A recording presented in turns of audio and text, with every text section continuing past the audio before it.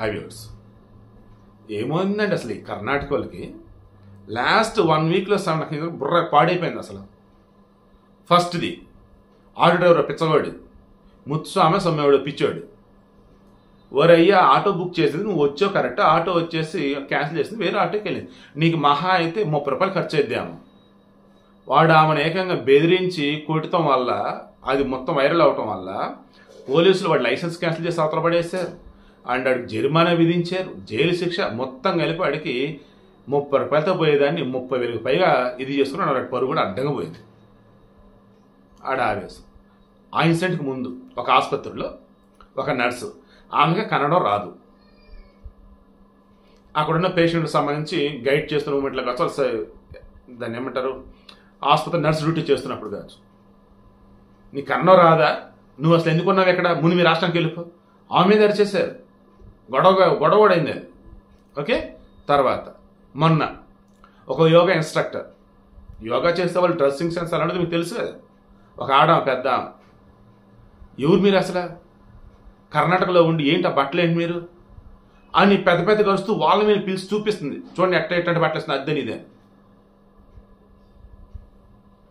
తర్వాత ఇప్పుడు ఓనం ఫెస్టివల్కి సంబంధించి బిగ్ బాస్కెట్లో ఒక ఆమె కొన్ని సరుకులు బుక్ చేసింది. ఆమె బుక్ చేసింది ఓనం ఫెస్టివల్ కాదు, నార్మల్గా బుక్ చేసింది. ఇంకా ఓనం ఫెస్టివల్ రాబోతుంది కదా అన్నట్టు వాళ్ళు కొన్ని పూలు ఏవో పంపించారట, కాంప్లిమెంటరీ అన్నట్టు, ఓనం విషెస్ కూడా చెప్తూ. అంటే నేను ఓనం పండుగ జరుపుకోవాలా, మీరు ఏమనుకుంటున్నారు అసలు, నా మతం అంటే మీరు డిసైడ్ చేస్తారా, మీకు బుద్ధి ఉందా, అద్దంటే ఇదంటారు. అమ్మ బాబాయ్ ఘోరంగా బిగ్ బాస్ అని ట్యాగ్ చేసి సోషల్ మీడియా హడావుడి చేసిన ఆమె అయితే. ఇవి జస్ట్ సింపుల్ రా బాబు నేను చెప్తున్నవి. నిజంగా కర్ణాటక వాళ్ళకి ఏమైందని చెప్పి నాకు పిచ్చెక్కుతుంది అసలు. మా బెంగళూరులో ఉన్న వాళ్ళు కొంతమంది అయితే ముఖ్యంగా కన్నడ వాళ్ళకి సంబంధించి లాంగ్వేజ్ గురించి కానీ, జాబుల గురించి కానీ, డ్రెస్సుల గురించి కానీ, ఇదిగో ఇప్పుడు వచ్చేసి పరే వాడిదే కాంప్లిమెంటరీగా అరే పువ్వులు పంపితే దానికి ఏంటండి అసలు. ఇవే కాదు బాబు, ఇంకా 4-5 చూసే ఈ మధ్యకాలంలో.